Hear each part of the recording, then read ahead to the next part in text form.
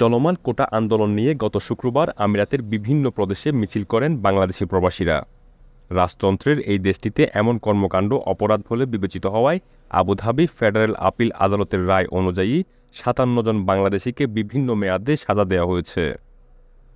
এদের মধ্যে ৩ জনকে যাবজ্জীবন, একজনকে ১১ বছর এবং বাকি ৫৩ জনকে ১০ বছর কারাদণ্ডের পর দেশে প্রেরণ করা হবে, এমনটি জানিয়েছেন বাংলাদেশ কনস্যুলেট দুবাইয়ের consul general BM. Jamal Hossain.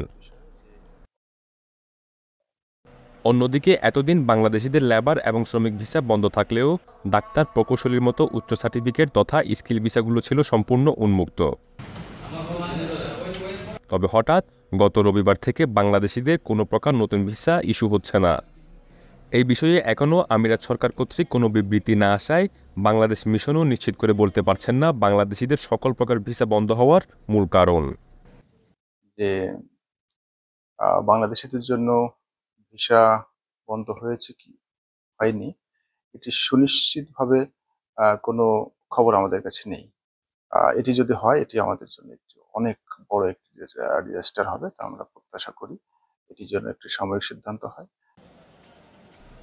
বাংলাদেশিদের নতুন কোনো ভিসা ইস্যু না হলেও পূর্বের মতো যে কোনো প্রদেশ থেকে শুধুমাত্র দুবাইয়ে ভিসা ট্রান্সফার করতে পারছেন বাংলাদেশিরা। এদিকে বাংলাদেশ এখনও নেট সমস্যা কাটিয়ে উঠতে না পারায় পরিবারের সাথে যোগাযোগ বিচ্ছিন্ন অনেক প্রবাসীদের। এতে অস্থিরতায় ভুগছেন তারা। আসলে বিষয়টা আমাদের জন্য টোটালি আনএক্সপেক্টেড। 18 জুলাই সন্ধ্যার পর থেকে এ পর্যন্ত বাসায় কারোর সাথে যোগাযোগ করতে পারি নাই। তারা কিভাবে আছে, কেমন আছে, আমরা আসলে জানতে পারছি না। এই যে তারপরে হচ্ছে যে এই দেশে যে মিছিল করলো, এটা তো আসলে দুঃখজনক। অনেক অনেক লোককেই ডিপোর্ট করে দিল।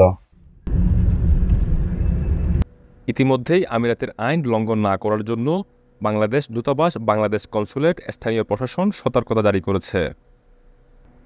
অন্যদিকে আইন লঙ্ঘনকারীদের এখনও ধরপাকড় অব্যাহত রয়েছে বলেও জানা যায়।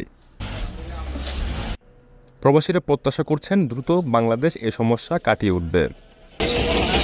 ইশতিয়াক আসিফ, চ্যানেল 24, সংযুক্ত আরব আমিরাত।